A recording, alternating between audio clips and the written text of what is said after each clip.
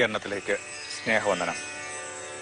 യാത്രയ്ക്ക് പോകുമ്പോൾ വടി കരുതേണ്ടെന്ന് ക്രിസ്തു. വടി യാത്രികന്റെ കണക്കൂട്ടലിന്റെ അടയാളമാണ്. നമുക്കറിയാവുന്നതുപോലെ നാടോടികളായ ഇടയന്മാരായിരുന്നു അവന്റെ ഗോത്രക്കാര്. ഒരേ സമയത്ത് നൊമാഡ്സും പാസ്റ്റേഴ്സും ആയിരുന്നു അവര്. അവർക്ക് വടി ഒഴിവാക്കാനാവില്ല.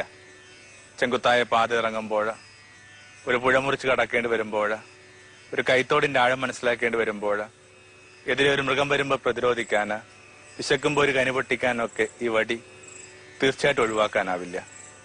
കണക്കാണ് ഈ വടി അവർക്കൊരു ചങ്ങാതിയെ കണക്കിന് അനുഭവപ്പെടുന്നുണ്ട്. ക്രിസ്തു പറയുകയാണ്, നിന്റെ വടി ഉപേക്ഷിച്ച് കളയുക. എന്താ അതിന്റെ അർത്ഥം? ജീവിതം അത്രയധികം കണക്കൂട്ടലൊന്നും അർഹിക്കുന്നില്ല. ജീവിതവുമായി ബന്ധപ്പെട്ട ഒരൊറ്റ നിയമം മാത്രമേ പ്രധാനപ്പെട്ടതായിട്ടുള്ളതെന്ന് തോന്നുന്നു. അല്ലെങ്കിൽ സത്യസന്ധമായിട്ട് ഒരൊറ്റ നിയമമേ ഉള്ളൂ. എന്താണ്? Expect always the unexpected. അപ്രതീക്ഷിതമായതിനെ എപ്പോഴും പ്രതീക്ഷിക്കുക.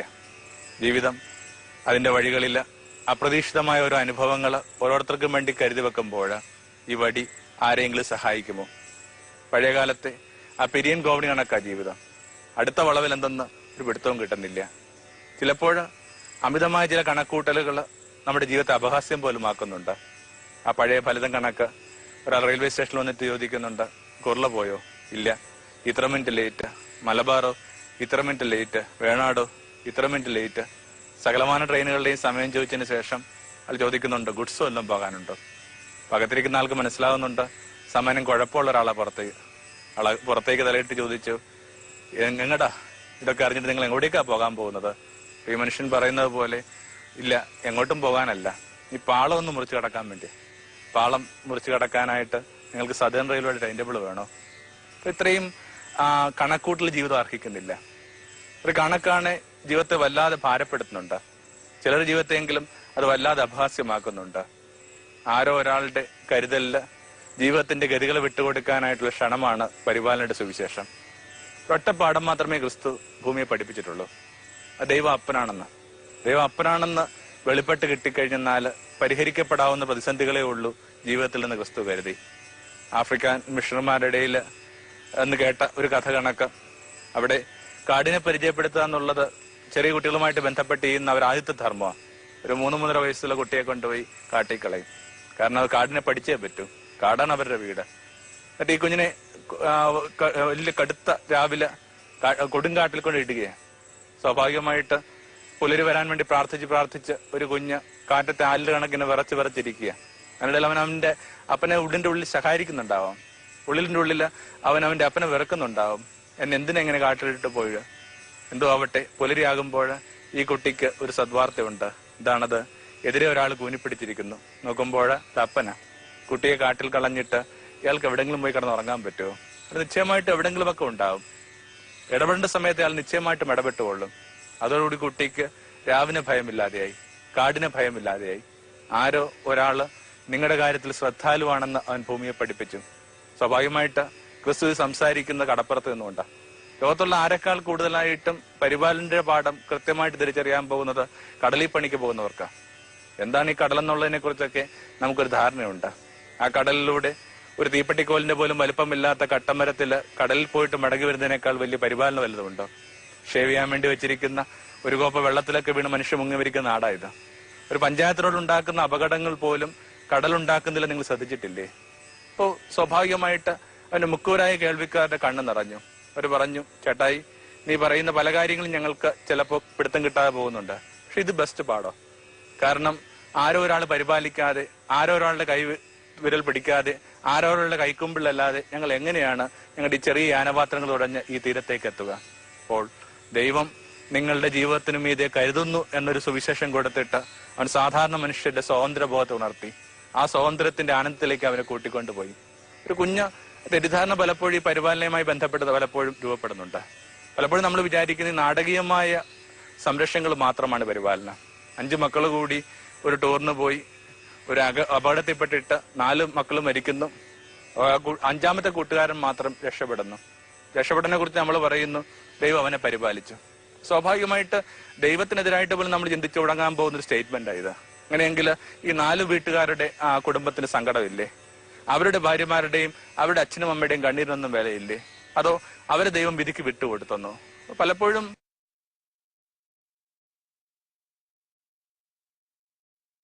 നമ്മുടെ ചില സ്വാർത്ഥതയെ മാത്രം നിരീക്ഷിക്കാനായിട്ട് വിശദീകരിക്കാനായിട്ട് പോലും നമ്മൾ ഉപയോഗിക്കുന്ന ഒരു പദമാണ് പരിപാലന. യുദ്ധത്തിന് ശേഷം ഒരു അച്ഛൻ പള്ളി പ്രസംഗിച്ചത് കണക്ക് ദൈവം നമ്മുടെ ഇടവയോട് വള്ളക്കാരനെ കാണിച്ചു. ബോംബെല്ലാം വീണത് മറ്റു ഇടവകളാണ്, ഈ ഇടവകളല്ലെന്നൊക്കെ പറയുന്ന കണക്ക് കഠിനമായ ക്രൂരമായ ഒരു ഫലിതമായത്. എന്താ ഈ പരിപാലനം എന്ന് പറയുന്നത്? എപ്പോഴും ഈ നാടകീയമായ സംരക്ഷണങ്ങൾ മാത്രമാണ് പരിപാലനം കൊണ്ട് നിങ്ങൾ അർത്ഥമാക്കുന്നെങ്കിൽ എവിടെ ഭൂമിയിലുള്ള മിക്കവാറും മനുഷ്യർക്ക് ഈ പരിപാലനം അനുഭവിക്കുന്നുണ്ടോ? അല്ലെങ്കിൽ എന്തിനാ? ക്രിസ്തു തന്നെ ഈ പരിപാലനം അനുഭവിച്ചിട്ടുണ്ടോ? നമുക്കറിയാം അവിടുന്ന് മരിക്കുന്നത് എങ്ങനെയാണ്? നിലവിളിച്ചുകൊണ്ടാണ് മരിക്കുന്നത്. ഏലയില്ലാമ ശബക്താനി, എന്റെ ദൈവമേ എന്റെ ദൈവമേ എന്തിനെന്നെ കൈവിട്ടു. പരിപാലനെ കുറിച്ച് പഠിപ്പിച്ച ആ ഭൂമിയുടെ ഹൃദയത്തിന്റെ ഊർജത്തെ വീണ്ടെടുത്ത മനുഷ്യൻ ഇങ്ങനെ കരഞ്ഞുകൊണ്ട് പോകുന്നത് എന്തുകൊണ്ടായിരിക്കും? ദൈവം കൈവിട്ടെന്നൊക്കെ പറഞ്ഞ് അവിടുന്ന് കടന്നു പോകുമ്പോൾ ഒന്നെങ്കിൽ അവിടുന്ന് പഠിപ്പിച്ച പാഠങ്ങൾ തെറ്റെന്ന് അദ്ദേഹത്തിന് വെളിപ്പെട്ട് കിട്ടുകയാണ്. പക്ഷെ അതങ്ങനെ വരാൻ സാധ്യതയില്ല. കാരണം ക്രിസ്തു സത്യം മാത്രം പറഞ്ഞുകൊണ്ട് അല്ല, സത്യം മാത്രം പറഞ്ഞു എന്നുള്ളതല്ല ക്രിസ്തുവിന്റെ പ്രത്യേകം. ഞാൻ സത്യമാണെന്ന് പറഞ്ഞ ഒരാളാണ്, ഐ ആം ദ ട്രൂത്ത്. പക്ഷെ അധികം ഗുരുക്കന്മാരൊന്നും പറയാനായിട്ട് ധൈര്യപ്പെടാത്തൊരു കാര്യമാണ്. അവരൊക്കെ പറഞ്ഞുകൊണ്ടിരിക്കുന്നത് തങ്ങൾ സത്യം പറയുന്ന. ഇവിടെ ആവട്ടെ ഇയാൾ പറയുന്നത് സത്യം തന്നെ. സത്യം തന്നെ എന്ന് പറയുന്ന ഒരു മനുഷ്യൻ കള്ളം പറയാൻ പറ്റത്തില്ല. അങ്ങനെയെങ്കിൽ പരിപാലനയെ കുറിച്ച് ക്രിസ്തു പഠിപ്പിച്ചിട്ടുണ്ടെങ്കിൽ സ്വാഭാവികമായിട്ട് ക്രിസ്തു പരിപാലനം അനുഭവിച്ചിട്ടുണ്ടാകും. അപ്പൊ എവിടെയാണ് പരിപാലന? ഞാൻ വിചാരിക്കുന്നു ആ ഒടുവിലത്തെ വാക്കിനകത്ത പരിപാലന. എന്താണത്? നിന്റെ കരങ്ങളിൽ ഞാൻ എന്റെ ആത്മാവിനെ ഭരമേൽപ്പിക്കുന്നു.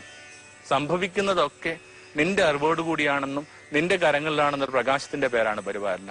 ഇല്ലെങ്കിൽ സുനാമിക്ക് ശേഷം എങ്ങനെ നമ്മൾ പള്ളിയിൽ പോകും? അപ്പോൾ സംഭവിക്കുന്നതൊക്കെ നിന്റെ കൈകളിലാണെന്നുള്ള ഒരു വെട്ടത്തിന്റെ പേരാണ് പരിപാലന. ആരോ ഒരാൾ എന്റെ കാര്യത്തിൽ ശ്രദ്ധാലുവാ, ആരോ ഒരാൾക്ക് എന്റെ ജീവിതവുമായി ബന്ധപ്പെട്ട് ചില ചരടുകളെ നിയന്ത്രിക്കുന്നുണ്ട് എന്നൊക്കെയുള്ള സുരക്ഷിത ബോധത്തിന്റെ പേരാണ് പരിപാലന. ക്രിസ്തു ഒരു അഞ്ചാം ഗുരുവിനെ കുറിച്ച് പറയുന്നത് കൂടി ശ്രദ്ധിക്കുന്നതല്ല. ക്രിസ്തു ഈ പരിപാലനയെ കുറിച്ചൊക്കെ പഠിപ്പിക്കുമ്പോൾ 2 ടെസ്റ്റിനകത്ത് 2 കണക്ക് പറയുന്നുണ്ട്. ഇവിടുത്തെ ക്രിസ്തു പറയുന്നു, ഒരു നാണയത്തിന് 2 ചെറുവിൽ വിൽക്കപ്പെടുന്നതായിട്ട് നിങ്ങൾ കേൾക്കുന്നില്ലേ? അത് മാത്യുല്ല. ലൂക്കിൽ ക്രിസ്തു പറയുന്നു 2 നാണയത്തിന് 5 ചെറുവിൽ വിൽക്കപ്പെടുന്നതായിട്ട് നിങ്ങൾ കേൾക്കുന്നില്ലേ? സ്വാഭാവികമായിട്ട് കണക്കിന് ഒരു പശവുള്ളതായിട്ട് നമുക്ക് അനുഭവപ്പെടും. ഒരു ചെറിയൊരു പുസ്തകമുണ്ട്, ആ പുസ്തകത്തിന്റെ ടൈറ്റിൽ പോലും ഇതാണ്, ഫിഫ്ത്ത് സ്പാരം, 5-ാം കുരുവി. ആ പുസ്തകം പ്രമേയമായിട്ട് എടുക്കുന്നത് ഈ ഒരു പാഠഭാഗത്തെ. ആ പുസ്തകം പറയുന്നത് ഇങ്ങനെയാണ്: 5-ാമത്തെ കുരുവി ഒരുപക്ഷെ ഫ്രീ ആയിരിക്കും. കടപ്പുറത്തൊക്കെ നമ്മൾ ഒത്തിരി മീൻ വാങ്ങാൻ പോയി കഴിയുമ്പോൾ അവര് ഒത്തിരി മീൻ തന്നിട്ട് ഒടുവിൽ വളരെ സ്നേഹപൂർവ്വം ഇങ്ങനെ ഒരു കുത്തെടുത്തിട്ട് ഇട്ട് തന്നിട്ട് പറയും, ഇത് ഞങ്ങളുടെ പങ്ക്. കുറെ അധികം വാങ്ങുമ്പോൾ ഒരു പങ്ക് വളരെ ഫ്രീ ആയിട്ട് കിട്ടുക എന്ന് പറയുന്നൊരു എല്ലായിടത്തും ഉണ്ടല്ലോ. അങ്ങനെയെങ്കിൽ 5-ാം കുരുവി ഫ്രീ ആണെന്നാ പറയുന്നത്. അങ്ങനെയെങ്കിൽ എന്താ 5-ാം കുരുവിയുടെ അർത്ഥം? വിലയില്ലാ കുരുവികളാണ് 5-ാം കുരുവികൾ. നാടോടികള്, പൈത്യക്കാര്, അലഞ്ഞു നടക്കുന്നവര്, മരണാസന്ന അനാഥര്, ഇവരൊക്കെ നിശ്ചയമായിട്ടും അവന്റെ പരിപാലനയുടെ കരങ്ങളിൽ തന്നെ. ഞാൻ ചിലപ്പോൾ ആലോചിക്കാറുണ്ട്, വീടിനകത്ത് മനുഷ്യ പട്ടിണി കിടക്കുന്ന അത്രയും പോലും ഈ അലയുന്നവര് പട്ടിണി കിടക്കുന്നില്ല. എന്തോ ഒന്ന് അവർക്ക് ആഹരിക്കാൻ കിട്ടുന്നുണ്ട്. ഓർക്കുന്നുണ്ട്, ഭോപ്പാലില് ഉജ്ജയിലേക്ക് പോകാനായിട്ട് വന്നിറങ്ങുമ്പോ ഒരു 3 മണി സമയം, നല്ല തണുപ്പുള്ള സമയം, വലിയ റെയിൽവേ സ്റ്റേഷൻ, എല്ലാവരും ഇങ്ങനെ കമ്പളമൊക്കെ പുതച്ച് ചുരുണ്ടുകൂടി ഉറങ്ങിയ. ഇത്തിരി ഉറങ്ങാനുള്ള സമയത്തില് എല്ലാം ഉറങ്ങിപ്പോയി. പാര വന്ന് അതൊക്കെ ഇങ്ങനെ തട്ടുന്നു. നോക്കുമ്പോ ഒരു സാധുവ, അലഞ്ഞടക്കുന്ന കാവ്യമൊക്കെ ഉടുത്ത ഒരു വ്യക്തി. എന്തെന്ന് പറഞ്ഞാൽ നമ്മൾ അമ്പരം നിൽക്കുമ്പോൾ ആൾ പറയുന്നു, എനിക്ക് ചായ വാങ്ങിത്താ. അടുത്തുള്ള കടയിൽ ചെന്ന് ചായ വാങ്ങിക്കൊടുക്കുമ്പോൾ ആൾ പറഞ്ഞു, ചായ കൊണ്ട് ഇപ്പൊ എന്ത് കിട്ടാനാ? ചായ കൊണ്ട് എന്താകാനാ? എനിക്ക് ഒരു ബണ്ണ് കൂടി വാങ്ങിത്താ. ബണ്ണും വാങ്ങിക്കൊടുത്തു. തിരിഞ്ഞൊന്നിരിക്കുമ്പോൾ ഞാൻ വിചാരിച്ചു, ഇത്രയും പേരുള്ള റെയിൽവേ സ്റ്റേഷനിൽ ഇന്നാളെ പോയി തട്ടിക്കഴിഞ്ഞാൽ ഈ നേരത്തെ ഭക്ഷണം കിട്ടുമെന്നൊക്കെ ഈ മനുഷ്യനെ പഠിപ്പിക്കുന്ന ആരാ ഇത്തരം മനുഷ്യരുടെ കാതുകളിൽ ഇതൊക്കെ പറഞ്ഞു കൊടുക്കുന്നത്? നമ്മുടെ കാര്യത്തെ ഒന്ന് പെരുപ്പിച്ച് പറയാൻ വേണ്ടിയല്ല ഞാൻ ഈ പറയുന്നത്. എല്ലാത്തിന്റെയും മീതെ ഒരു കരുതലുണ്ട്. എല്ലാം നമ്മൾ വളരെ കൃത്യമായിട്ട് പറയുന്ന ആ പറയപറ്റ മന്ദിരകുലത്തിലൊക്കെ ആണല്ലോ. വാകീറിയ ദൈവം ഏര കൊടുക്കും. മക്കളെ പല ദേശങ്ങളിലായിട്ട് ഉപേക്ഷിച്ചിട്ടും നമ്മൾ ഓർമ്മിക്കണം, ഈയിടത്ത് ഈ മലയാള മണ്ണിൽ ജനിച്ചിട്ടുള്ള ഏറ്റവും മഹത്വമുള്ള മക്കളൊക്കെ ആയിട്ട് അവർ മാറിയില്ലേ? വരരുചി ആയാലും പെരുന്തച്ഛനായാലും പാക്കനാരായാലും ഒക്കെ അവരുമായി ബന്ധപ്പെട്ട കഥകൾ നമ്മൾ ഓർത്തു നോക്കിയാൽ മതി. അപ്പൊ ആരോ നിങ്ങളുടെ കാര്യത്തിൽ ആ കരുതലോടുകൂടി ശ്രദ്ധയോടുകൂടി നിൽപ്പുണ്ട്. ആകപ്പാട് ഞാൻ നേരത്തെ സൂചിപ്പിച്ച കണക്ക് ഒറ്റ പാഠം മാത്രമേ ക്രിസ്തു ഭൂമിയെ പഠിപ്പിച്ചുള്ളൂ. അത് ദൈവം അപ്പനാണെന്നുള്ള, ദൈവം അപ്പനാണെന്ന് പഠിപ്പിച്ചു കഴിഞ്ഞാൽ, ദൈവം അപ്പനാണെന്ന് മനസ്സിലാക്കി കഴിഞ്ഞാൽ പരിഹരിക്കപ്പെടാവുന്ന പ്രതിസന്ധികളേ ഉള്ളൂ ജീവിതത്തിൽ. അപ്പോൾ ആ അഭാവത്തെ വളർത്തിയെടുക്കുക എന്നുള്ളതാണ് ആകുലതകളെ നേരിടാനുള്ള ഏറ്റവും നല്ല പ്രതിരോധം. ഈശോ ഈ പരിപാലനയുമായി ബന്ധപ്പെട്ട് പറയുന്ന ഒരു ക്ലാസിക് ടെസ്റ്റ് ഉണ്ട്. കഠിനമായ ഭൗതിക സമ്മർദ്ദങ്ങളൊക്കെ അനുഭവപ്പെടുന്ന കുറെ അധികം മനുഷ്യരോടൊപ്പം പലപ്പോഴായിട്ട് പലയിടങ്ങളിലായിട്ട് ഒരുമിച്ചത് വായിച്ചും ധ്യാനിക്കാനുമായിട്ട് ഞാൻ ശ്രമിച്ചിട്ടുണ്ട്. അത് അവര് വല്ലാത്ത ഊർജ്ജം കൊടുക്കുന്നതായിട്ട് ഞാൻ കണ്ടിട്ടുണ്ട്. മത്തായിയുടെ സുവിശേഷം 6-ാം അധ്യായം 25-34 വരെയുള്ള വാക്യങ്ങളാണ്. വളരെ ലോജിക്കലായിട്ടാണ് എന്റെ സീക്വൻസ് പോകുന്നത്. ഓരോ വരിക്കകത്തും എന്തുമാത്രം പ്രകാശം കിട്ടും, എന്തുമാത്രം ഊർജ്ജം കിട്ടുന്നത്. എല്ലാ കാലങ്ങളിലും ആ പാവപ്പെട്ട വിലയില്ലാത്ത അഞ്ചാംകുരുവികളൊക്കെ അത് വായിച്ച് ഒത്തിരി പ്രകാശവും ബലവും കണ്ടെത്തുന്നുണ്ട്. ഒരു 7 അല്ലെങ്കിൽ 8 ഘട്ടമായിട്ടാണ് അതിന്റെ വരികൾ പോകുന്നത്. ആദ്യമായിട്ട് ക്രിസ്തു പറയുന്നു, നിങ്ങൾ ജീവനെ ധ്യാനിക്കുക. ശരീരത്തെക്കാൾ പ്രധാനമല്ല വസ്ത്രം, ജീവനേക്കാൾ പ്രധാനപ്പെട്ടതല്ല അപ്പവും. ഏറ്റവും എസെൻഷ്യലായ ഒന്നിനെ ധ്യാനിച്ചു കഴിയുമ്പോൾ ഈ നോൺ എസെൻഷ്യലായ ചില ഘടകങ്ങൾക്കകത്തുനിന്ന് പുറത്ത് കടക്കാൻ, അല്ലെങ്കിൽ അതിനകത്ത് അമിതമായിട്ട് പരിക്കേൽക്കാതെയൊക്കെ നമുക്ക് നിൽക്കാനായിട്ട് പറ്റും. പലപ്പോഴും തോന്നുന്നുണ്ട്, നമ്മൾ പലപ്പോഴും നമ്മുടെ ജീവിതത്തിന്റെ മുഴുവൻ ഊർജ്ജം ഇൻവെസ്റ്റ് ചെയ്യുന്നത് വസ്ത്രത്തിലാണ്. വളരെ ഒഴിവാക്കാനാവുന്ന ഘടകങ്ങൾക്കകത്തൊക്കെയാണ് പലപ്പോഴും നമ്മുടെ ഊർജ്ജം. ബന്ധങ്ങളിൽ പോലും നമ്മൾ നമ്മുടെ ഊർജ്ജം ഇൻവെസ്റ്റ് ചെയ്യുന്നത് അതിന്റെ സോളിനകത്തല്ല, മറിച്ച് അതുമായിട്ട് ബന്ധപ്പെട്ട ഉപരിതലങ്ങളിൽ മാത്രമാണ്. ഏറ്റവും എസെൻഷ്യൽ ആയതിനെ ധ്യാനിക്കുക. ജീവനുണ്ടെന്നുള്ള പ്രധാനം. ജീവനുണ്ട് എന്നുള്ളത് കൊച്ചു കാര്യമൊന്നുമല്ല. ജീവൻ നമുക്കറിയാം, ഒരു പുൽനാമ്പിന്റെ ജീവൻ പോലും നമ്മുടെ കയ്യിൽ ഒതുങ്ങുന്നതല്ല. അപ്പൊ അതുകൊണ്ട് തന്നെ ജീവൻ നിങ്ങൾക്കുണ്ടെങ്കിൽ നിശ്ചയമായിട്ടും ആ ജീവൻ നൽകിയ ദൈവം തന്നെ ആ ജീവനുമായി ബന്ധപ്പെട്ട അനുബന്ധ ഘടകങ്ങൾ നിശ്ചയമായിട്ട് ഉറപ്പിക്കും. ഒരു തിരി തെളിച്ചത് നിങ്ങളാണെങ്കിൽ നിശ്ചയമായിട്ടും ആ തിരി കാറ്റത്ത് കെട്ട് പോകുമ്പോൾ, കാറ്റത്ത് ഇങ്ങനെ അണഞ്ഞു തുടങ്ങുമ്പോൾ നിങ്ങൾ കൈക്കുമ്പിൾ കൊണ്ട് ആ തിരുനാളത്തെ പ്രതിരോധിക്കുന്നത് പോലെ നിങ്ങളും നിങ്ങളുടെ ജീവനുമായി ബന്ധപ്പെട്ടവരൊക്കെ തമ്പുരാൻ തെളിച്ചു നൽകിയ നാളങ്ങളാണെങ്കിൽ തെളിച്ചവനറിയാം എങ്ങനെയാണ് അത് കാത്തു സൂക്ഷിക്കണമെന്ന്. മിക്കവാറും നമ്മുടെ ആകുലതകളൊക്കെ മിക്കവാറും മക്കളെ കുറിച്ചാണല്ലോ. മക്കൾ എങ്ങും എത്തുന്നില്ല, എങ്ങനെ ഈ കുട്ടികൾ പിഴക്കും എന്നൊക്കെ ഞാൻ ചിലപ്പോൾ അങ്ങനെയൊക്കെ ചില മാതാപിതാക്കന്മാരൊക്കെ പറയുമ്പോൾ ഞാൻ വെറുതെ ഒ വിജയന്റെ ബാല്യത്തെ ആലോചിക്കുന്നത്. ആ കുട്ടി ഇങ്ങനെ ഒന്നും പഠിക്കാനൊന്നും പോവാതെ ഇങ്ങനെ എന്തെങ്കിലുമൊക്കെ വരച്ചും പിടിച്ചൊക്കെ നടക്കുക. അപ്പൊ അമ്മൂമ്മയോട് വീട്ടിൽ വന്ന ഒരാൾ ചോദിക്കുന്നു, ഈ കുട്ടി എങ്ങനെ പിഴക്കും? അപ്പൊ അമ്മൂമ്മ വന്ന ആളോട് പറയുന്നുണ്ട്, അവൻ വരച്ചു പിഴച്ചോളും. ശരിയല്ലേ? പക്ഷെ ഈ ഒരു ദശകങ്ങളിൽ നമുക്ക് കേരളീയർക്ക് ഉയർത്തി കാണിക്കാൻ പറ്റുന്ന ഒരു വലിയൊരു മനുഷ്യന്റെ പേരല്ലോ വിജയൻ എന്ന് പറയുന്നത്. നമ്മുടെ ധാരണകളൊന്നും അല്ല വാസ്തവത്തില് പ്രധാനം. നിങ്ങളുടെ കുഞ്ഞുങ്ങള് ദൈവം നൽകിയിട്ടുള്ളതാണെങ്കിൽ നിശ്ചയമായിട്ടും ദൈവത്തിന് അവരുടെ മേൽ ശ്രദ്ധ ഉണ്ടാവും. അവരുടെ ഡെസ്റ്റിനിയുടെ മേതിൽ അവന്റേതായ ചില കരുതലുകളൊക്കെ ഉണ്ടാവും. ഒന്നതാ ജീവനെ ധ്യാനിക്കുക എന്നുള്ള. രണ്ടാമതായിട്ട് ക്രിസ്തു പറഞ്ഞു സ്വന്തം അമൂല്യത ധ്യാനിക്കുക. You are precious. ഒരു ചങ്ങാതി തനിക്ക് ഏറ്റവും പ്രിയപ്പെട്ട കുറച്ച് പേർക്ക് ഗ്രൂപ്പ് മെസ്സേജ് അയച്ചു. അതിനകത്ത് ഒന്ന് എനിക്കും കിട്ടി. അതിനകത്ത് ഭയങ്കരമായ അപകടം മണുത്തു. ഒരാൾ കളം കാലിയാക്കി പോകുന്നതിന്റെ മുഴുവൻ അടയാളങ്ങൾ ഉണ്ടായിരുന്നു ആ ചെറിയ മെസ്സേജിനകത്ത്. തിരിച്ചു വിളിക്കുമ്പോൾ ഒരു തരത്തിലും കിട്ടുന്നില്ല. പിന്നെ ഞങ്ങൾ ചങ്ങാതിമാർ ചെയ്ത ഒരൊറ്റ കാര്യം മാത്രമാണ്, കിട്ടിയവരൊക്കെ അല്ലെങ്കിൽ അങ്ങോട്ടും ഇങ്ങോട്ടും ഒക്കെ ഞങ്ങൾ വിളിച്ചു പറഞ്ഞിട്ട് ഞങ്ങൾ ആ ഒരു കുഞ്ഞു സന്ദേശം തിരികെ ഒന്ന് മെസ്സേജ് ചെയ്തു, യു ആർ പ്രഷ്യസ്. പിന്നീട് എപ്പോഴെങ്കിലും അയാളത് തുറന്നിട്ടുണ്ട്, ആ ഫോൺ ഓൺ ചെയ്തിട്ടുണ്ടായിരിക്കാം, എന്തോ ആവട്ടെ. പിന്നീട് കാണുമ്പോൾ അയാൾ പറയുന്നു 3-4 പേര് അത്ര സന്ദേശങ്ങൾ അയാൾക്ക് കൊടുത്ത ഊർജ്ജം. സാധാരണ മനുഷ്യർ പോലും നമ്മളെ വിലപിടിപ്പുള്ളതായിട്ട് കരുതുമ്പോൾ അത്തരം പ്രഷ്യസ്നെസ് ഒക്കെ നമുക്ക് പലപ്പോഴും അനുഭവപ്പെട്ടിട്ടുണ്ട്. യാചകനെ പോലെ അലഞ്ഞടക്കുന്ന ഒരു മനുഷ്യനെ ആരെങ്കിലും സ്നേഹിച്ചു തുടങ്ങും അല്ലെങ്കിൽ പ്രണയിച്ചു തുടങ്ങുന്നു വിചാരിക്കുക. പെട്ടെന്ന് ഈ മനുഷ്യൻ സുൽത്താനം കണക്ക് ജീവിക്കുന്ന കണ്ടിട്ടില്ലേ? അപ്പൊ അത് വലിയൊരു ഡൈനാമിസം സംഭവിക്കുന്ന ഒരു പ്രക്രിയയാണെന്ത് ഈ സ്നേഹം എന്നൊക്കെ പറയുന്നത്. അപ്പൊ കാലാകാലങ്ങളായിട്ട് നമ്മൾ വിശ്വസിച്ചുകൊണ്ടിരിക്കുന്നത് ദൈവം നമ്മളെ സ്നേഹിക്കുന്നുള്ള. അതുകൊണ്ട് തന്നെ ബൈബിൾ വളരെ വ്യക്തമായിട്ട് പറയുന്നത് ഇങ്ങനെയാണ്, നീ എനിക്ക് വളരെ പ്രഷ്യസാ, നിന്റെ പേര് ഞാൻ ഉള്ളംകൈയിൽ എഴുതിയിട്ടുണ്ടെന്നാണ് പറയുന്നത്. ഇപ്പൊ ആ ശീലമൊന്നും കുഞ്ഞുങ്ങളുടെ ഇടയിൽ ഉണ്ടാവത്തില്ല. ചെറിയ ക്ലാസ്സുകളിലൊക്കെ പഠിച്ചിരുന്നപ്പോൾ ഒരു 10-30 വർഷം മുമ്പൊക്കെ നമ്മൾ കുഞ്ഞുങ്ങളായിരുന്ന കാലത്തൊക്കെ നമ്മൾ ചെയ്തിട്ടുള്ള കാര്യമുണ്ട്. ആരെയാണ് ഇഷ്ടം അവരുടെ പേരിങ്ങനെ നിരന്തരം ഇങ്ങനെ ബോൾപ്പൻ കൊണ്ട് എഴുതിക്കൊണ്ടിരിക്കും. അങ്ങനെ പേരൊക്കെ എഴുതിയതിന്റെ പേരും കണ്ടുപിടിച്ചിട്ടൊക്കെ ചെറിയ ക്ലാസ്സുകളിലും നമുക്ക് അധ്യാപകരുടെ ശകാരം പോലും കിട്ടിയിട്ടുണ്ട്. അത് കണക്ക് ദൈവം തന്റെ ഉള്ളംകൈയിൽ നിങ്ങളുടെ പേരുകൾ ഇങ്ങനെ എഴുതിക്കൊണ്ടിരിക്കുക. പ്രഷ്യസ്, വളരെ വിലപിടിപ്പുള്ള ഒരാളാണ് നിങ്ങൾ. മൂന്നാമതായിട്ട് ക്രിസ്തു പറയും ഈ തന്റെ ഔദാര്യത്തെ ധ്യാനിക്കുക. ഈ ഇന്ന് വിരിഞ്ഞ് അന്തിയിൽ കൊഴിഞ്ഞ് നാളെ അടുപ്പിലേക്ക് വെക്കുന്ന വയൽപ്പൂക്കളെ പോലെ അവൻ എന്തുമാത്രം അലങ്കരിച്ചു. കവിതയാ. അല്പവിശ്വാസികളെ, നിങ്ങൾ അവൻ എത്രമാത്രം അലങ്കരിക്കില്ല. എന്ത് നന്നായിട്ട് ഈശോ പറയുന്നത്, സലമോനേക്കാൾ അലങ്കരിച്ചെന്നാ പറയുന്നത്. സോളമൻ എന്ന് പറയുന്ന ആരാ? സോളമൻ എന്ന് പറയുന്നത് ഇങ്ങനെ ആടയാഭരണങ്ങളിൽ ഇത്രയും അഭിരമിച്ച മനസ്സുള്ള ഒരു മനുഷ്യൻ വേറെ ഉണ്ടാവില്ല. അയാൾക്ക് സ്വന്തമായിട്ട് ലൂം ഉണ്ടായിരുന്നു. എല്ലാ ദിവസവും പ്രഭാതത്തിൽ അയാൾ പുതിയ പുതിയ വസ്ത്രങ്ങൾ ധരിച്ചിരുന്നു.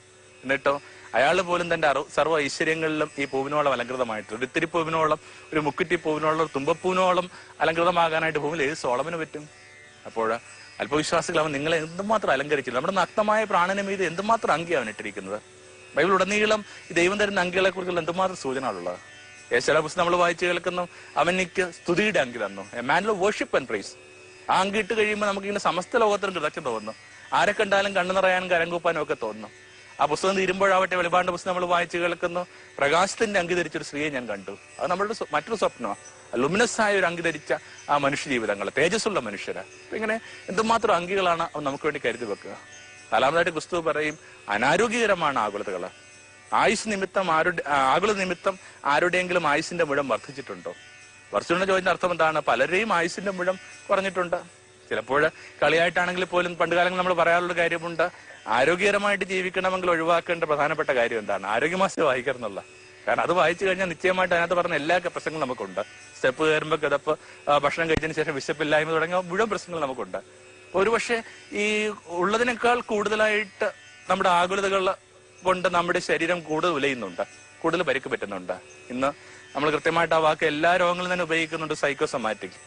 ആ മനസ്സാണ് ശരീരത്തെ ഇങ്ങനെ നിയന്ത്രിച്ചുകൊണ്ടിരിക്കണം. വിശേഷം ഈ ഉദര സംബന്ധമായ രോഗങ്ങൾക്കകത്തൊക്കെ ആ റിഫ്ലക്ഷൻ നന്നായിട്ട് നമ്മൾ കാണുന്നുണ്ട്. അവർ പറയുന്ന കണക്ക് ഇവർ സെക്കൻഡ് ബ്രെയിൻ ഇസ് സ്റ്റൊമക്ക്. എന്തൊരു പ്രതിസന്ധി വന്നാലും എന്തൊരു ഭീതി വന്നാലും ഒക്കെ ആദ്യം അഫക്ട് ചെയ്യപ്പെടുന്ന ഈ ഒരു ഭാഗമാണ്, അബ്ഡമൻ ഏരിയ ആണെന്നൊക്കെ നിങ്ങൾ ശ്രദ്ധിച്ചിട്ടില്ലേ? അതുകൊണ്ട് ഈശോ പറയുന്നു, ആകുല നിമിത്തം ആരുടെയും ആയുസിന്റെ മുഴം വർദ്ധിച്ചിട്ടില്ല. അഞ്ചാമതായിട്ട് ഈശോ പറയുന്നു, അനാത്മീയമായ ആകുലത. ഒരാളിങ്ങനെ ആകുലപ്പെട്ട് തുടങ്ങുന്നു പറയുന്നതിന്റെ അർത്ഥം ആൾ സ്പിരിച്വൽ എന്നാ. ക്രിസ്തു പറയുന്നത് ഇതര വിജാതിരാണ് ആകുലപ്പെടുക. ആരാ വിജാതിരെന്ന് പറയുന്നത്? ഇതര മതങ്ങളിൽ സംസ്കാരമുള്ളവരൊന്നും അല്ലേ വിജാതിരെന്ന് പറയുന്നത്. വിജാതിരെന്ന് പറയുന്നത് ദൈവം അപ്പനാണെന്ന് വെട്ടം കിട്ടാത്തവരാണ് വിജാതിര. ദൈവം അപ്പനാണെന്ന് വെട്ടം കിട്ടാതെ ഞാൻ ഈ ദീർഘമായ പ്രഭാഷണങ്ങളൊക്കെ നിങ്ങളോട് പറയുക, ഞാൻ രാവിലെ പോയി കുർബാന അർപ്പിക്കുക ഒക്കെ ചെയ്യുമ്പോൾ ഓർമ്മിച്ചോളണം, ഒരു വിജാതിയും കുർബാന അർപ്പിക്കുന്നു, വിജാതിയും പ്രഭാഷണം ചെയ്യുന്നത് മാത്രം ഓർത്താൽ മതി. ദൈവം അപ്പനാണെന്ന് വെട്ടം കിട്ടിയവർക്ക് എങ്ങനെയാണ് ഈ പറയുന്ന ആകുലത ചെന്ന് ചാടാനായിട്ട് പറ്റുക? കാരണം എല്ലാവർക്കും ഉണ്ടാവും അവരുടെ അപ്പനെ കുറിച്ച് നല്ലൊരു ഓർമ്മ. ഇനി അതില്ലെങ്കിൽ പോലും കുഴപ്പമില്ല. അത് ആ ഒരു നിയമത്തിന്റെ, പൊതു നിയമത്തിനെതിരായിട്ടുള്ള ഒരു എന്തോ കാര്യം നിങ്ങളുടെ ജീവിതത്തിൽ അറിയാതെ സംഭവിച്ചു പോയെന്ന് മാത്രമേ ഉള്ളൂ. പൊതുവെ ആരാണ് അപ്പൻ എന്ന് പറയുന്നത്? ഇങ്ങനെ ഭയങ്കരമായി സംരക്ഷിക്കുന്ന ഒരാളാണ്, ഭയങ്കരമായി കരുതുന്ന ഒരാളാണ്. ഞാൻ എന്റെ അപ്പൂപ്പനെ കുറിച്ച് ആലോചിക്കുകയാണ്. അപ്പന് കുറച്ച് യൂണിയൻ, അധ്യാപക യൂണിയനൊക്കെ ആയിട്ട് ബന്ധപ്പെട്ട ചില പ്രവർത്തനങ്ങൾ ഉണ്ടായിരുന്നു. ഒരു ദിവസം വരാനായിട്ട് വൈകി. അതോടെ ഈ അപ്പൂപ്പൻ വളരെ പരിക്കണം തോന്നിക്കുന്ന ഒരു വ്യക്തിയാണ് അപ്പൂപ്പൻ എന്ന് പറയുന്നത്. ആ കെയർ ഫാക്ടറി തൊഴിലാളിയ വ്യക്തിയാണ്. ആവശ്യത്തിലേറെ എന്ത് ചെയ്യുന്നുണ്ട്, ആ ശരീരത്തിലും മനസ്സിലും ഒക്കെ ഒരു പരിക്കണം നമ്മൾ വിശ്വസിക്കുന്ന ഒരാളാണ്. പക്ഷെ ഉറക്കം കിട്ടുന്നില്ല. പിന്നെ കാണുന്ന ഒരു ഒറ്റ പോക്കാ ടൗണിലേക്ക് പോവുക. ടൗണിൽ എവിടെ അപ്പനെ തപ്പിയെടുക്കാനായിട്ട് പറ്റുന്നത്? ഒന്നുമില്ല സൂചനയായിട്ട്.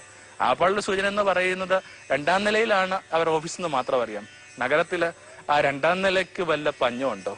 ഓരോരോ 2ാം നിലയിൽ ഇങ്ങനെ കയറി ഇറങ്ങി വിവശനാകുന്ന ഒരു മനുഷ്യന്റെ ചിത്രം എന്റെ ഉള്ളിൽ നന്നായിട്ട് കിടപ്പുണ്ട്. അതുകൊണ്ട് അപ്പൻ കരുതുന്നു, അപ്പൻ ശ്രദ്ധിക്കുന്നു പറയുമ്പോൾ നമുക്കൊരു സംശയമില്ല, വിജാതിയരാണ് ആകുലപ്പെടുന്നത്. ദൈവം അപ്പനാണെന്ന് പ്രകാശം കിട്ടാത്തവരാണ് ആകുലപ്പെടുന്നത്. അവസാനമായിട്ട് ഈശോ പറയുന്നത് എങ്ങനെയാണ് ഈ ആകുലതകളെയൊക്കെ നമ്മൾ അഭിമുഖീകരിക്കേണ്ടത്, കൺഫ്രണ്ട് ചെയ്യേണ്ടത്? ഈശോ പറയും, ആദ്യം ദൈവത്തിന്റെ രാജ്യവും നീതിയും അന്വേഷിക്കും. എന്താ അതിന്റെ അർത്ഥം? ദൈവത്തിന്റെ രാജ്യത്തിന് ഒത്തിരി അർത്ഥമുണ്ട്. പക്ഷെ ഈ കോണ്ടസ്റ്റിൽ നമ്മൾ അതിനെ വായിച്ചെടുക്കേണ്ടത് ഇങ്ങനെയാണ്, വിസ്ഡം ഓഫ് ഗോഡ്. ദൈവത്തിന് ജ്ഞാനം അന്വേഷിക്കുക. ദൈവത്തിന് ജ്ഞാനം അന്വേഷിച്ച് കഴിയുമ്പോൾ നമുക്ക് മനസ്സിലാവും നമ്മൾ ആകുലപ്പെടുന്ന, ഭയപ്പെടുന്ന പല കാര്യങ്ങളും വാസ്തവത്തിൽ വേസ്റ്റാ. ചിലപ്പോൾ നമ്മൾ ഒരു കൊച്ചുദാഹരണത്തിനായിട്ട് ഓഫീസിൽ പോകാനായിട്ട് ഭയപ്പെടുന്ന ഒരു വ്യക്തിയെ എനിക്കറിയാം. അതിന്റെ കാരണം ഇതാണ്, അയാൾ ഓഫീസിൽ ചെന്നിട്ട് ഗുഡ് മോർണിംഗ് എന്ന് പറയുമ്പോൾ അയാളുടെ ബോസ് പെട്ടെന്ന് മുഖം വെട്ടിച്ച് കളയും. തിരികെ എന്ത് ചെയ്യുന്നുണ്ട്, ഈ സബോർഡിനേറ്റ് ഈ പറയുന്ന വ്യക്തി എന്ത് ചെയ്യുന്നില്ല, ഒരു തരത്തിലും വിഷ് ചെയ്യുന്നില്ല. ഇത്ര പ്രധാനപ്പെട്ടതാണോ ഈ പറയുന്ന ഒരു വിഷ് എന്ന് പറയുന്നത്? എനിക്ക് തോന്നുന്നില്ല. അല്ലെങ്കിൽ തന്നെ തിരികെ ഒരു സുപ്രഭാതം കിട്ടിക്കഴിഞ്ഞാൽ ശുഭകരമാകാൻ പോകുന്ന അത്ര ലളിതമാണോ നമ്മുടെ ജീവിതം? ഒന്നുമല്ല. ഇതിനെ ഇങ്ങനെ ബൈപ്പാസ് ചെയ്യാന്നുള്ള പ്രധാനം. ഇതൊക്കെ ബൈപ്പാസ് ചെയ്യണമെങ്കിൽ, ജീവിതത്തിൽ അത്ര പ്രധാനപ്പെട്ട അല്ലാത്ത കാര്യങ്ങളിൽ തട്ടി നിൽക്കാതെ ജീവിതം മുമ്പോട്ട് പോകണമെങ്കിൽ നിശ്ചയമായിട്ട് എന്താവശ്യമുണ്ട്? ദൈവത്തിന് ജ്ഞാനം ആവശ്യമാണ്. അതുകൊണ്ടാണ് നമ്മൾ പറയുന്നത് ആദ്യം ദൈവത്തിന് ജ്ഞാനം അന്വേഷിക്കുക, ബാക്കിയുള്ളതൊക്കെ ചേർക്കപ്പെടും. 7ാമതായിട്ട് ഈശോ പറയും, ടേക്ക് ലൈഫ് ബൈ യൂണിറ്റ്സ്. ഓരോ ദിവസത്തിന് ആ ദിവസത്തിന്റെ ആകുലതകൾ മാത്രം മതി. ചിലപ്പോൾ ഓർക്കുന്നുണ്ട്, ചെറിയ കാലത്തൊക്കെ പരീക്ഷ, SLC പരീക്ഷയൊക്കെ ആൺകുട്ടികൾ ജയിക്കുന്ന കണക്കാ. ഈ പെൺകുട്ടികൾ പഠിക്കുന്ന കണക്ക് ഈ 12 വിഷയമൊന്നും പഠിക്കാൻ മാത്രമുള്ള ഒരു സംയമനമോ അല്ലെങ്കിൽ ഒരു ഡിസിപ്ലിൻ ഒന്നും ഉള്ളതെന്നല്ല ഇപ്പൊ മിക്കവാറും ആൺമക്കൾ ഞങ്ങളൊക്കെ. പകരം നമ്മൾ ചെയ്യുന്ന ഒരൊറ്റ കാര്യമേ ഉള്ളൂ, ഓരോരോ വിഷയം എടുത്ത് പഠിക്കുക. ആ വിഷയം കഴിയുമ്പോൾ അടുത്ത വിഷയത്തിന്റെ ടെക്സ്റ്റ് ബുക്കോ നോട്ട് ബുക്കോ തപ്പി പഠിക്കുക. അങ്ങനെയൊക്കെയാണല്ലോ മിക്കവാറും ആൺകുട്ടികൾക്ക് പരീക്ഷ എഴുതിയിട്ടുള്ളത്. Take life by units. ഓരോ ദിവസത്തിനും ആ ദിവസത്തിന്റെ ആകുലതകൾ മാത്രം മതി. ജീവിതത്തിന്റെ വർത്തമാനത്തെ അഭിമുഖിക്കുക എന്നുള്ള പ്രധാനം. നിർഭാഗ്യവശാല് ഈ വർത്തമാനത്തെ ജീവിക്കുന്ന അധികം പേരും നമ്മൾ കാണുന്നില്ല. ഒന്നെങ്കിൽ കുറെ പേര് ഇങ്ങനെ ഭൂതകാലത്തേക്ക് ഒരുങ്ങി, അല്ലെങ്കിൽ ബാക്കിയുള്ളവർ ഭാവി ഓർത്ത് ആശങ്കപ്പെട്ട് ഈ ഭൂതത്തിനും ഭാവിക്കുമിടയിൽ സ്പ്ലിറ്റ് ചെയ്യപ്പെടുമ്പോൾ വർത്തമാനം ജീവിക്കാനായിട്ട് എവിടെയാ സമയം? ഇതിന്റെ ഒക്കെ ഒരു മാസ്റ്റർ വചനം പറയുന്ന അവസാനമായിട്ട് ക്രിസ്തു പറയുന്നു, നാളേക്ക് വേണ്ടി ഏറെ ആകുലതയുണ്ടല്ലോ. നോക്കണം, നാളെയും കാര്യങ്ങൾ നേരാവുന്ന മറ്റുള്ള കാര്യങ്ങൾ വരുന്നത്. മറിച്ച് എന്താണ് യാഥാർത്ഥ്യബോധം ക്രിസ്തു പറയാണ്, നാളെ വേറെ ഉണ്ടാവും. ഓരോ ദിവസവും അഭിമുഖീകരിക്കാനായിട്ട് നമുക്ക് എന്തെങ്കിലുമൊക്കെ കാര്യങ്ങൾ ഉണ്ടാവും. പക്ഷെ ഈ കാര്യങ്ങളെ അഭിമുഖീകരിക്കുന്ന വഴിയായിട്ടാണ് നമ്മൾ നമ്മുടെ ഊർജ്ജം നിലനിർത്തുന്ന പോലും. ഉദാഹരണത്തിനായിട്ട് 55 വയസ്സെന്ന് പറയുന്ന റിട്ടയർമെന്റ് ഏജ് എന്ന് പറയുന്നത് എന്തൊരു ചെറിയൊരു ഘട്ടമാണ്. ആരാ അതിനകത്ത് വയസ്സാവുന്നത്? സത്യം പറഞ്ഞാൽ യൗവനത്തിന്റെ തന്നെ ഒരു എഡ്ജ് എന്നൊക്കെ പറയാവുന്ന സംഭവം 55 വയസ്സ്. നമ്മുടെ കുട്ടികളൊക്കെ എന്ത് ചെയ്യുന്നുണ്ട്, PGയോ വല്ല ഒരു സ്റ്റഡീസിന്റെ ഒക്കെ ഒരു തുടക്കമോ വലിയ കാര്യമായിട്ടൊന്നും എത്തിയിട്ടൊന്നും ഉണ്ടാവില്ല. ഒന്ന് ഓർത്തു കഴിഞ്ഞാൽ ഈ ഭൂതലത്തിലുള്ള എല്ലാ പ്രതിഭകളും തങ്ങളുടെ പ്രധാനപ്പെട്ട ആ ചില കോൺട്രിബ്യൂഷൻസ് ഒക്കെ ചെയ്യുന്നതും കണ്ടെത്തുന്നതും ഒക്കെ അവർ 70കളിലും 80കളിലൊക്കെ സംഗീതത്തിലായാലും സാഹിത്യത്തിലും എന്തൊരു രാഷ്ട്രീയത്തിൽ പോലും നമുക്കറിയാവുന്ന നമ്മൾ ആദരിക്കുന്ന പല മനുഷ്യരും വാസ്തവത്തിൽ 80-നൊക്കെ മുകളിലല്ലേ? സംശയം വല്ലതും ഉണ്ടോ? എന്നിട്ടും 55 വയസ്സ് റിട്ടയർ ചെയ്തതോടുകൂടി പെട്ടെന്ന് നമ്മുടെ അപ്പൻ അല്ലെങ്കിൽ എന്ത് ചെയ്യും, നമുക്കറിയാവുന്ന ചില മനുഷ്യരൊക്കെ പെട്ടെന്ന് വൃദ്ധരായി പോകുന്നത് എന്തുകൊണ്ടാണ്? കാരണം ജീവിതത്തിന്റെ ആ ഒരു സ്ട്രഗിളിന് പെട്ടെന്ന് ഒരു വിഘ്നം സംഭവിക്കുന്നുണ്ട്. രാവിലെ എഴുന്നേൽക്കുക, തിടുക്കത്തിൽ ചില കാര്യങ്ങളിൽ ഏർപ്പെടുക, വേഗത്തിൽ ഭക്ഷണം കഴിക്കുക, വിട്ടുപോകാൻ സാധ്യതയുള്ള ബസ്സിന് വേണ്ടി ഓടിപ്പോവുക, കമ്പിയെ തൂങ്ങി നിൽക്കുക, ഓഫീസിൽ ചെന്നിട്ട് എന്തെങ്കിലും ഹസാഡുകൾക്ക് പെട്ട് അതിനെ പരിഹരിക്കാനുള്ള ശ്രമങ്ങളിൽ ഏർപ്പെടുക. ഇങ്ങനെ കുറെ അധികം പല കാര്യങ്ങളുമായിട്ട് സ്ട്രഗിൾ ചെയ്തിട്ടാണ് അവരെ ഊർജ്ജത്തെ നിലനിർത്തിക്കൊണ്ടിരുന്നത്. ഇപ്പൊ അതിനുള്ളൊരു സാധ്യതയില്ലാത്തത് കൊണ്ട് സ്വാഭാവികമായിട്ട് ഒരു പെട്ടെന്ന് വയസ്സായി പോകുന്നു. അപ്പോൾ ഓരോ ദിവസത്തിനും ആ ദിവസത്തിന് ക്ലേശങ്ങളുണ്ട്, നാളേക്ക് വേണ്ടി വേറെ ക്ലേശങ്ങളുണ്ട്. ഓരോ ദിവസവും നമുക്ക് വേണ്ടി എന്തൊക്കെയോ ചില കാര്യങ്ങൾ അവിടുന്ന് കരുതി വെക്കുന്നുണ്ട്. അതിനെ നേരിടാനുള്ള ഊർജവും പ്രകാശവും ഒക്കെ നിശ്ചയമായിട്ട് നമുക്ക് കിട്ടും. കണ്ട ചിന്തകളെ ഒന്ന് ക്രോഡീകരിക്കുകയാണ്. യാത്രയ്ക്ക് പോകുമ്പോൾ വടി കരുതണ്ടെന്ന് പറഞ്ഞാണ് ക്രിസ്തു ആരംഭിക്കുക. വടിയെന്ന് പറയുന്നത് യാത്രികന്റെ കണക്കൂട്ടലിന്റെ അടയാളമാണ്. എന്നിട്ടും ഇത്തരം കണക്കൂട്ടലുകളൊന്നും നമ്മളെ കാര്യമായിട്ട് സഹായിക്കാൻ പോകുന്നില്ല. കാരണം മുഴുവൻ കണക്കൂട്ടലുകളെയും തെറ്റിക്കുന്ന ഒന്നിന്റെ പേരാണ് ജീവിതം. Expect always the unexpected. അതുകൊണ്ട് കുറെ കൂടി പ്രകാശം ചെയ്തവർക്ക്, തങ്ങളുടെ പ്രകാശം കിട്ടിയവർക്ക് തങ്ങളുടെ വടി മാറ്റിവെച്ചിട്ട് അവന്റെ കരങ്ങളിൽ അഭയം തേടാവുന്ന, നിശ്ചയമായിട്ടും അവന്റെ കരങ്ങളിൽ എനിക്ക് സംരക്ഷണവും ബലവുമുണ്ട്. അതുകൊണ്ടൊക്കെ ആയിരിക്കണം സങ്കീർത്തനങ്ങൾ പറയുന്നത്, കർത്താവാണ് എന്റെ ഊന്നുവടി. ജീവിതം പ്രഭാമയം സന്നിധാനം.